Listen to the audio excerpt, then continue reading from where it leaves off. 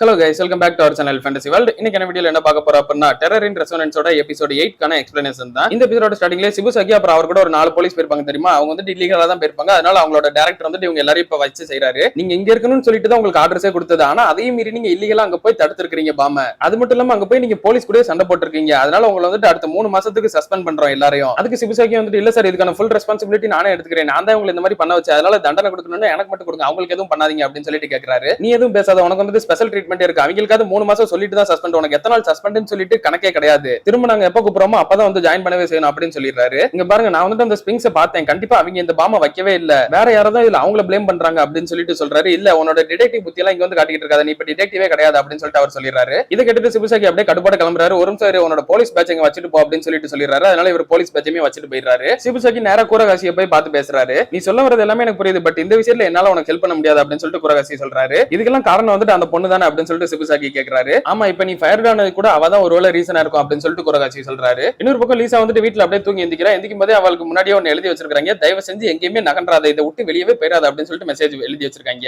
இன்னொரு பக்கம் சிபுசாகி வந்துட்டு அவரோட பொண்ணை பாக்குறதுக்காக போயிருக்காரு. அவர் பொண்ணுக்கே வந்துட்டு சமசாக்கு, நீங்களே என்ன பார்க்க வருவீங்களா, என்ன அதிசயமா இந்த பக்கம் அப்படின்னு சொல்லிட்டு கேட்கறா. இல்ல நீ வந்துட்டு பிசிக்ஸ் டிபார்ட்மெண்ட் தானே படிக்கிற அப்படின்னு சொல்லிட்டு கேட்கறாரு. ஆமா, நான் வந்துட்டு சயின்ஸ் அண்ட் இன்ஜினியரிங் டிபார்ட்மெண்ட் தான் அப்படின்னு சொல்லிட்டு அவளும் சொல்றா. அப்படின்னா உனக்கு இந்த நியூக்ளியர் பிசிக்ஸ் இந்த மாதிரி விஷயத்தை பத்தி எல்லாம் தெரியும்ல அப்படின்னு சொல்லிட்டு கேட்கறாரு. இப்ப என்ன நான் படிக்கிறேன்னு இல்லையான்னு சொல்லிட்டு நீங்க செக் பண்ண வந்திருக்கீங்களா அப்படின்னு சொல்லிட்டு அவ கேட்கறா. இல்ல நான் உங்ககிட்ட ஒரு கேள்வி கேட்கணும், புளுட்டோனியம் வச்சு பாம் எப்படி பண்றது அப்படின்னு சொல்லிட்டு கேட்கறாரு. என்னது நீங்க உங்க இன்வெஸ்டிகேஷனுக்காக தான் என்கிட்ட வந்திருக்கீங்களா அப்படின்னு சொல்லிட்டு கொஞ்சம் கடுப்பாகிறா. இல்ல அதெல்லாம் இல்ல அப்படின்னு சொல்லிட்டு அவர் ஒரு சிகரெட் எடுத்து ஸ்மோக் பண்ண வராரு. இங்கெல்லாம் நீங்க ஸ்மோக் பண்ண கூடாதுப்பா அப்படின்னு சொல்லிட்டு அவ சொல்லிடுறா. அது வந்து ரொம்பவே விலை மதிக்க முடியாத ஒரு மிஷின், அதை வந்துட்டு ஆப்ரேட் பண்றதுக்கு நிறைய பொருள் தேவைப்படும். சோ புதுசா இருக்க யாராலையுமே அதை கண்டிப்பா ஹேண்டில் பண்ணிக்கவே முடியாது அப்படின்னு சொல்லிட்டு சொல்றா. அப்படின்னா இது முடியாத காரியம் சொல்றதுலாம் கிடையாது, பாசிபிள் தானே அப்படின்னு சொல்லிட்டு அவர் சொல்றாரு. ஆமா அது வந்துட்டு பாசிபிள் தான், ஆனா இது பண்றதுக்கு நிறைய ரேடியேஷன் தேவைப்படும் அப்படின்னு சொல்லிட்டு அவ சொல்றா. இப்போ லீசா வந்துட்டு நம்மள வீட்டை விட்டு தான் வெளியே போக கூடாதுன்னு சொல்லிட்டாங்க, அட்லீஸ்ட் நம்மளோட சமையல் கலைவனத்தையாவது அவங்க கிட்ட காட்டும் அப்படின்னு சொல்லிட்டு நல்லா சமைச்சுக்கிட்டு கிடக்குறா. அப்போ ஒரு காலிங் பெல் சவுண்ட் கேக்குது. இவளு யாரா அப்படின்னு சொல்லிட்டு போய் திறந்து பார்த்தா ஒரு கொரியர் வந்திருக்குது. உங்க பேர் லீசா தானே, உங்களுக்கு அந்த பேக்கேஜ் வந்திருக்குது அப்படின்னு சொல்ல இவளுமே அந்த பேக்கேஜ் உள்ள வாங்கி திறந்து பாக்குறா. எடுத்தோடனே மேல ஒரு லெட்டர் இருக்குது. அந்த லெட்டர் அப்படியே ஓபன் பண்ணி பார்த்தா பாம் அப்படின்னு சொல்லிட்டு அதுல எழுதி இருக்குது. இதை பார்த்துட்டு அவர் ரொம்பவே பயந்து போயிடுறா. கீழே இன்னொரு பக்கம் 9-12 வந்துட்டு ரோட்ல தான் நடந்து வந்துட்டு இருக்காங்க.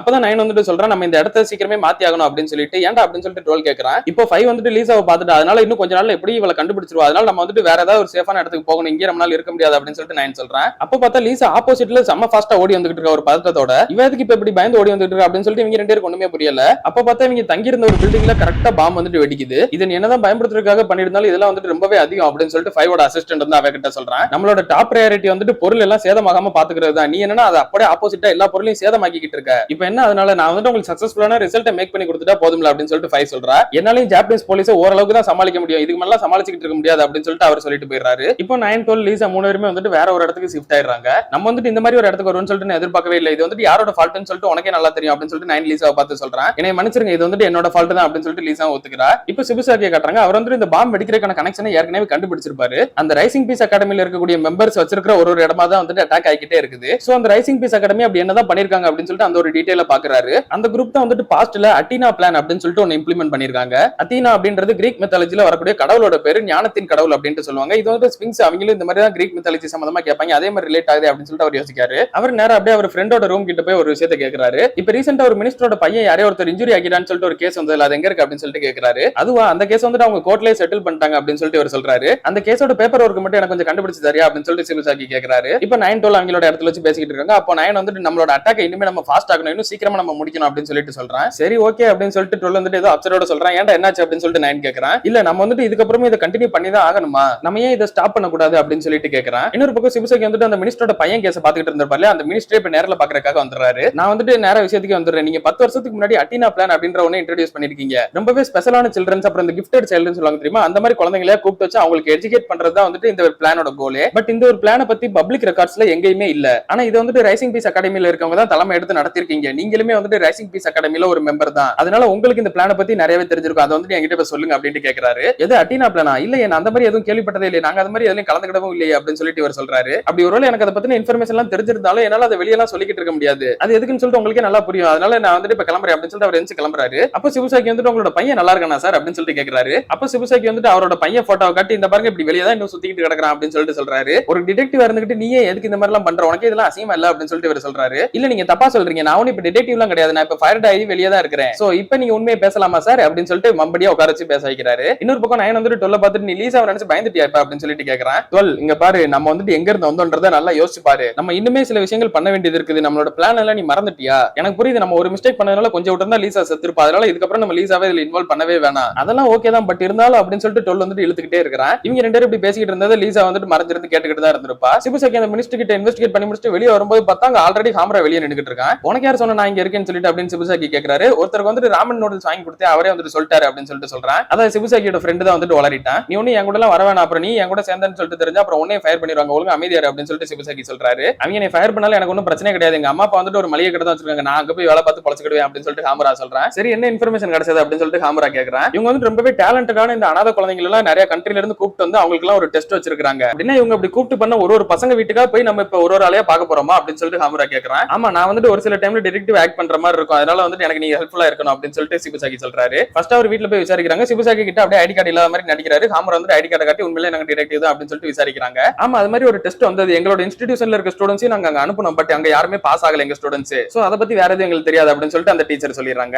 இன்னொரு வீட்டுல டைரக்டா ஒரு பையன் கிட்டே போய் விசாரிக்கிறாங்க. ஆமா, அது வந்து எனக்கு ரொம்பவே சின்ன வயசு, 5 வயசா இருக்கும்போது அந்த எக்ஸாம் அட்டெண்ட் பண்ணேன், சோ அந்த டெஸ்ட்ல என்ன இருந்ததுன்னு கூட எனக்கு இப்ப அவ்வளவு ஞாபகமே இல்ல அப்படின்னு சொல்லிட்டு அவன் சொல்லிடுறான். சரி அது எதுக்கு இங்க வச்சிருக்க அப்படின்னு சொல்லிட்டு ஹாமரா ஒரு இதை காட்டுறான். அந்த ஸ்பிங்ஸ் வச்சிருப்பாங்க தெரியுமா, அந்த மாஸ்க் தான் அவனும் வச்சிருக்கான். ஓ இதுவா, எனக்கு வந்து அந்த சின்ன பசங்களை ரொம்பவே பிடிச்சிருக்கு, என் கணக்கு அவங்க பாக்குறப்ப ஒரு ஹீரோ மாதிரி தெரிஞ்சாங்க, அதனால தான் எனக்கு அவங்களை ரொம்ப பிடிக்கும், அதனால தான் நான் வாங்கி வச்சிருக்கேன் அப்படின்னு சொல்லிட்டு அந்த பையன் சொல்றான். அதே மாதிரி இவங்க ஒரு இடமா போய் விசாரிக்கிறாங்க. இப்படியே சாயங்காலம் ஆகுது, இவங்க டயர்ட் ஆனது மிச்சம் எந்த ஒரு இன்ஃபர்மேஷனுமே கிடைக்கல இந்த பிளான பத்தி. இவ்வளவு விசாரிச்சு நமக்கு ஒரு சின்ன க்ளூ கூட கிடைக்கல, அந்த டெஸ்ட்ல பாஸ் ஆன சின்ன பசங்க உண்மையிலே எங்க தான் போனாங்க, என்ன ஆனாங்கன்றதே தெரியலையே அப்படின்னு சொல்லிட்டு ஹாமரா கேக்குறாரு. ஆமா, இவங்க வந்துட்டு ஏதோ ஒரு கோஸ்ட் மாதிரி தான் இருக்காங்க, திடீர்னு எப்படி வேர்ல்ட் அவுட் மறந்து போனாங்கன்னு சொல்லிட்டு ஒண்ணுமே தெரியல அப்படின்னு சொல்லிட்டு சிபுசாக்கி யோசிக்கிறாரு. பட் நமக்கு வந்துட்டு இன்னொருத்தர் தெரியும், அவர்கிட்ட விசாரிச்சா கண்டிப்பா ஏதாவது ஒரு இன்ஃபர்மேஷன் கிடைக்கும். அவர் வந்துட்டு ஒரு மினிஸ்டர் தான், அவருமே வந்துட்டு ரைசிங் பீஸ் அகாடமில இருந்தவர், சோ இவர்கிட்ட விசாரிச்சா கண்டிப்பா ஏதாவது இன்ஃபர்மேஷன் கிடைக்கும் அப்படின்னு சொல்லிட்டு சிபுசாக்கி அவரை பாக்குறதுக்காக போறாரு. அதுக்கு முன்னாடி சிபுசாக்கி வந்துட்டு அவரோட சைபர் செக்யூரிட்டி ஃப்ரெண்ட் ஒருத்தர் இருப்பாரு, அவர்கிட்ட கால் பண்ணி பேசுறாரு. இந்த அட்டினா பிளான பத்தி எனக்கு கொஞ்சம் இன்ஃபர்மேஷன் தேவைங்க, யார் யாரெல்லாம் ஒர்க் பண்ணாங்க, என்னென்னலாம் நடந்தது ரிசர்ச் அப்படின்றது எல்லாமே எனக்கு ஃபுல் டீடைலா வேணும் அப்படின்னு சொல்லிட்டு கேக்குறாரு. அண்ட் அதுக்கு மேல அவோகி அப்படின்ற ஒருத்தனோட அட்ரஸ் எனக்கு தேவை அப்படின்னு சொல்லிட்டு சொல்றாரு. அதான் வந்துட்டு மீதி இருக்க அந்த இன்னொரு மினிஸ்டர் அவர்கிட்ட விசாரிக்கிறதுக்காக.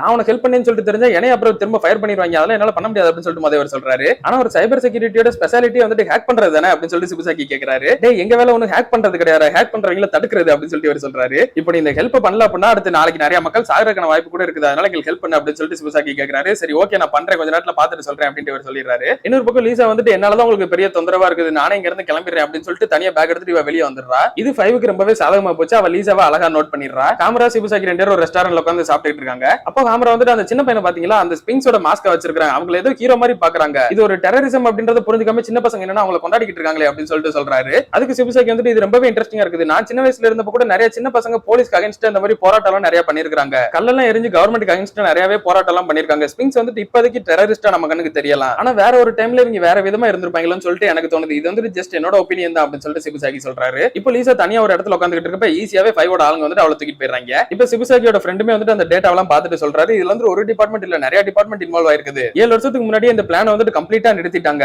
அதுக்கு மேல இதுல இன்னொரு முக்கியமான விஷயமே இருக்குது அப்படின்னு சொல்லிட்டு அவர் ஏதோ சொல்றாரு. லீசா வந்துட்டு இப்ப கண்ணை திறந்து பார்த்தா அவ 5 முன்னாடி கட்டி போட்டு இருக்கா. லீசா மீசிமா நீ வந்துட்டு இப்ப உன்னோட செகண்ட் மதர் கூட தனியா வாழ்ந்துகிட்டு இருக்கிற, உன்னை பத்தி ஃபுல் டீடைல் நான் வந்துட்டு இப்ப எடுத்துட்டேன், அவங்களோட நெக்ஸ்ட் பிளான் என்ன அதை பத்தி உனக்கு ஏதாவது தெரிஞ்சிருந்தது அப்படின்னா நீ சொல்லு, அது மட்டும் இல்லாம நீ எதுக்கு இப்ப 9, 12 கூட இருக்கிற அப்படின்னு சொல்லிட்டு 5 வந்துட்டு கேக்குறா. நான் வந்துட்டு எதர்ச்சியா டோக்கியோ கவர்மெண்ட் ஆபீஸ்ல தான் அவங்கள ஃபர்ஸ்ட் டைம் மீட் பண்ணினேன், அங்க பாம்பு வெடிக்கிறப்ப அவங்க தான் என்னை காப்பாத்துட்டாங்க, என் கூட கூட்டாளியா சேர்ந்துக்கிறியா இல்ல அப்படின்னா அங்க செத்து போறியா அப்படின்னு சொல்லிட்டு கேட்டாங்க. எனக்கு வேற என்ன பண்ணுன்னு சொல்லிட்டு தெரியல, அதனால நான் வந்துட்டு சாகலாம் விரும்பல அப்படின்னு சொல்லிட்டு தான் ஏதாவது சேர்ந்துக்கிட்டேன் அவங்க கூட அப்படின்னு சொல்றா. இல்ல நீ வந்துட்டு தப்பான முடிவு எடுத்துட்ட, நீ வந்துட்டு சாகறதுக்கு தான் சூஸ் பண்ணிருக்கணும் அப்படின்னு சொல்லிட்டு 5 வந்துட்டு சொல்றா. எனக்கு என்ன ஆனாலும் பரவாயில்ல, எனக்கு என்னனாலும் பண்ணிக்கோங்க, ஆனா அவங்க 2 பேரும் மட்டும் எப்படியாவது ப்ளீஸ் விட்டுருங்க, நான் எதுக்கு அவங்கள விடணும், உன்னோட லைஃப்க்குலாம் ஒரு வேல்யூவே கிடையாது, உன்னை கொல்றதுனால எந்த ஒரு லாபமும் எனக்கு கிடையாது, அவங்களுக்கு எல்லாம் இதுக்கப்புறம் ஏதாவது ஃபியூச்சர்லாம் இருக்குன்னு சொல்லிட்டு வர நீ நினைக்கிறியா அப்படின்னு சொல்லிட்டு 5 கேக்குறா. இப்போ 12 வந்துட்டு பேக் மாட்டிட்டு கிளம்புறா, நீ எங்கடா போற அப்படின்னு சொல்லிட்டு 9 கேக்குறான். நான் வந்துட்டு லீசா எங்க இருக்கான்னு சொல்லிட்டு பார்க்க போறேன் அப்படின்னு சொல்லிட்டு 12 சொல்றான். நேரா அவனுக்கு போன்ல பார்த்தா லீசாவை கடத்தி வச்சிருக்கிற மாதிரி போன்ல இருந்து மெசேஜ் வருது. கண்டிப்பா இது ஒரு ட்ராப் தான்டா, போன அப்படின்னா 5 உன்னை பிடிச்சிருவா, அதனால போகாத அப்படின்னு சொல்லிட்டு 9 எவ்வளவோ சொல்லி பாக்குறான். இது ஒரு ட்ராப்னு சொல்லிட்டு எனக்கு தெரியும், பட் இருந்தாலும் பரவாயில்ல நான் போவேன் அப்படின்னு சொல்லிட்டு 12 சொல்றான். நீங்க பாரு நம்மளோட பிளான் இன்னும் முடியவே இல்லை, நமக்கு இப்ப டைம் ரொம்ப கம்மியா தான் இருக்கு அப்படின்னு சொல்லிட்டு 9 சொல்றான். அதே தான் நானும் சொல்றேன், எனக்கும் டைம் ரொம்ப கம்மியா தான் இருக்கு, நான் போய் சீக்கிரமே அவளை காப்பாத்தணும் அப்படின்னு சொல்லிட்டு 12 சொல்றான். 12 வேணாண்டா ப்ளீஸ் போகாத அப்படின்னு சொல்லிட்டு 9 சொல்லி பாக்குறான். என்னை மன்னிச்சிரு 9 அப்படின்னு சொல்லிட்டு 12 ஓடிடுறான். 9க்கு இப்ப என்ன பண்றேன்னு சொல்லிட்டு புரியல, அவன் ரொம்பவே கன்ஃபியூஸ்டா இருக்கான். அப்படியே கட் பண்ணி இதோட இந்த ஒரு எபிசோட முடிக்கிறாங்க. சோ இதுக்கப்புறமா 9 and 12 அவங்களோட பிளானை கண்டினியூ பண்ணுவாங்களான்றதே ஒரு கேள்விக்குறி தான். 12 போய் அங்க லீசாவை காப்பாத்துறானா இல்லையான்றதும் ஒரு கேள்விக்குறி தான். அதுல நம்ம அடுத்த எபிசோட்ல பார்த்து தெரிஞ்சுக்கலாம். அதுல நீங்க தொடர்ந்து பார்க்கணும்னு நினைச்சீங்க அப்படின்னா மறக்காம நம்ம சேனலை சப்ஸ்கிரைப் பண்ணி சப்போர்ட் பண்ணுங்க. அப்படி இந்த எபிசோட் பிடிச்சிருந்தா மறக்காம ஒரு லைக் போட்டு போயிருங்க. நான் உங்களை இன்னொரு நல்ல வீடியோல மீட் பண்றேன்.